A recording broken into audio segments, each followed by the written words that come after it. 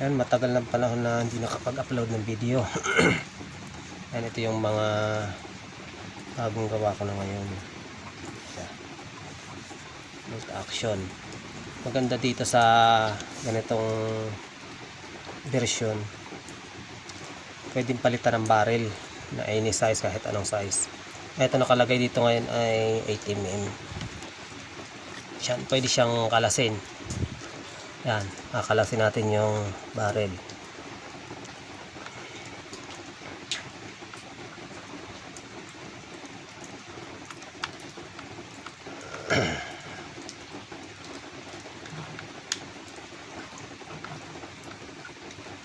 Yan. May barrel band na rin siya, nilagyan ko.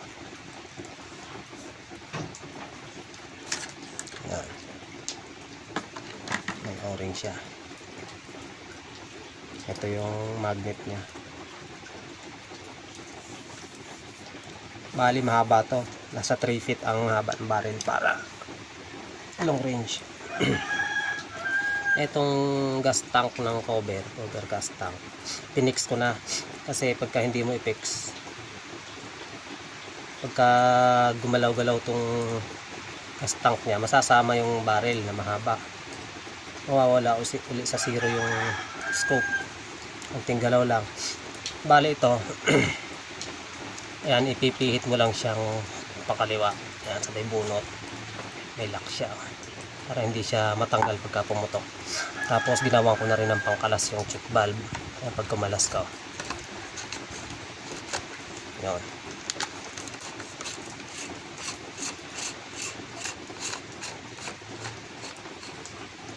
Ayan.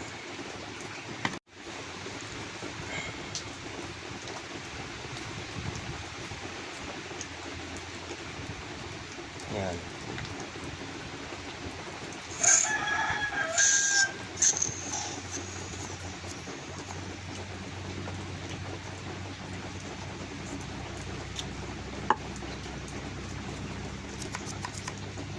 Tapos ito nakakalas din.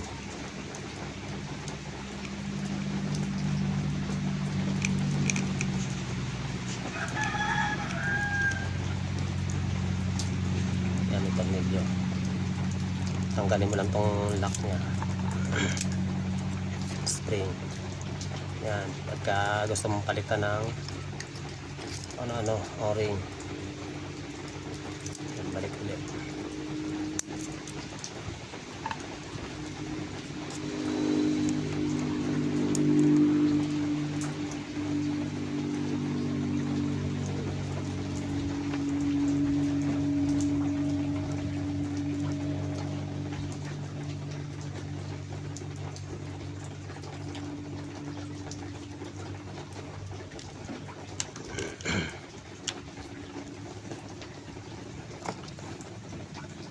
Tapos ito, yung body bolt nya, matibay na yan. Sa loob ko pinasok yan.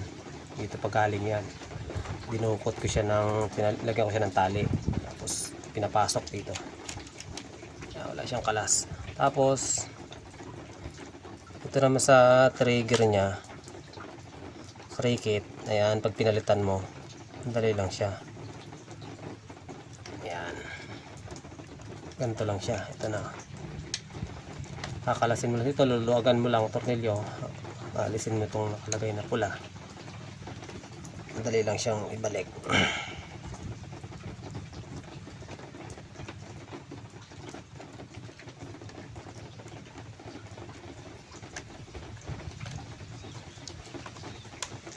So ang gusto ng may-ari nito ay kahoy yung bat niya. Matibay na rin ang likod nito. Ayan, nakatuhog siyang tagusan yan, stainless. Ayan, mag-focus. Tagus yan, stainless dito. Tapos ito, din ako naglagay ng T kasi madumi tingnan, pangit. Binatasan ko na aluminum pipe na nilagay ko dyan, 20mm kasi doon sa loob. Tapos ito yung pandikit na ito, galing to dito, wala magmula dito hanggang dito. Hindi na kayang baklasin yan. Tapos ang haba ng chamber pala nito galing dito. Dito yung kasi check valve ito. Yung dinugtong ko. Mula dito hanggang dito. Nasa 50 cm. Ayan, tag 15 cm nilagay kong divider. 3 divider. 1, 2, 3. Ayan, tapos dito isa. Yung pinakabara dito. Tapos nilagyan ko na rin siya ng 20 mm na railing para sa scope. Ayan. Ito naman may andin to o-ring para walang backfire. Wala siyang backfire. Tapos dito pagka pinalitan to, ito lang din ang aalisin. Ito.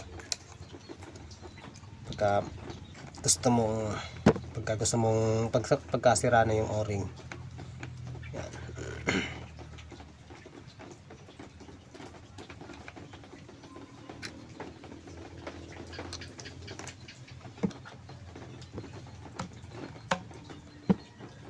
Lang siya papasok. Yan.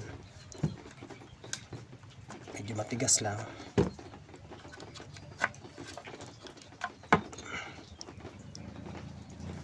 Yan.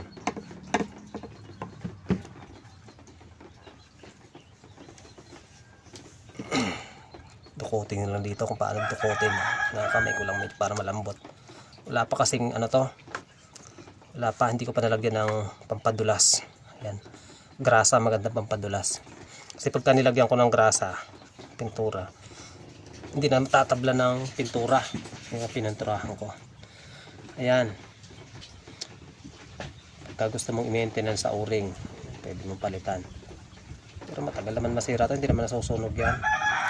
Mas may aluminum pipe na rin siya sa loob. Matibay na yan, hindi na maalis yan. Ayan. Ganito lang siya i-maintenance. Kagandahan dito, pwede mo siyang palitan ng barrel kung anong gusto mong size. Kung gusto mo 8mm o kaya 6mm pwede. Kaya sa MP Jolene. Ayan. Kahit regular Jolene pwede.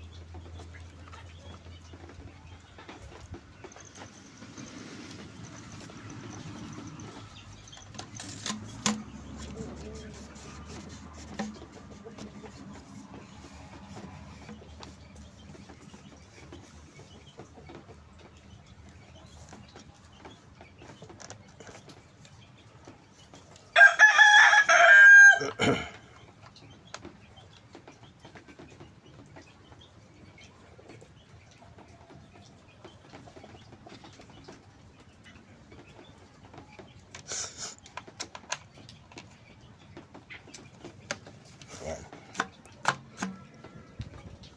Ganyan lang siya mag-assemble. Mag-disassemble.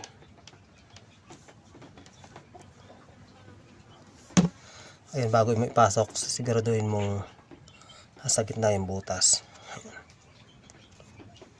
Ayan. Saka mo hihigpitan.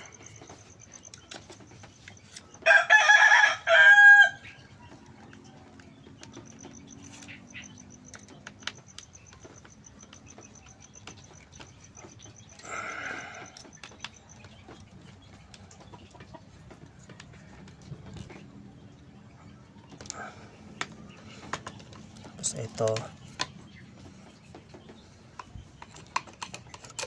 Yan.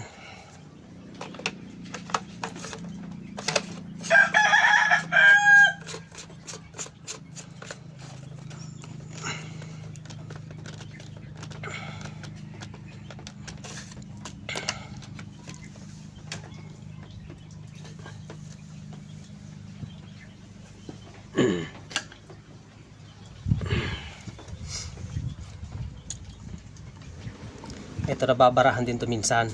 Ito lang dyan, barado na oh. Para lumabas. Kasi nababarahan yan pag nakakahigop ng liquid. Biglang lamig. Ayan, parang nagyayelo. Pag gusto mong alisin yung bara, yan, alisin mo lang, tapos tutok mo dito, pabaliktad mo siya, tapos pinutin mo yun. Wala na ulit bara, alis na yung bara. Tapos saka mo siya pipindutin dito. Ayan, meron na. Ganun lang magtanggal ng bara. Tapos itong lock na to, tapat mo siya sa pinakataas dahil may kanal yan dito. Tapat mo siya sa kanal. Yun, tapos pipihitin pa kanan. Yun, yan na siya. Try natin ipaputok. Pindot.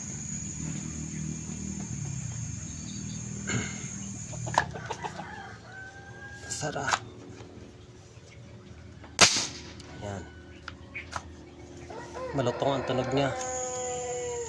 Malutong ang putok niya kahit na mahaba yung barrel. Nasa 3 feet yan, 36 inches. O kasi ang gusto na may-ari. Kasi yung dati ko na 32 inches, tumatama siya ng 30 meters sa lighter. Tatamaan niya. Kaya itatry ko rin to kung makakatama. Medyo mahaba-haba pa to ng kaunti doon. Ayan. Yan lang yung bago kong update ngayon sa gawa ko. Marami na rin akong ginawa pero hindi ko nabibidyohan.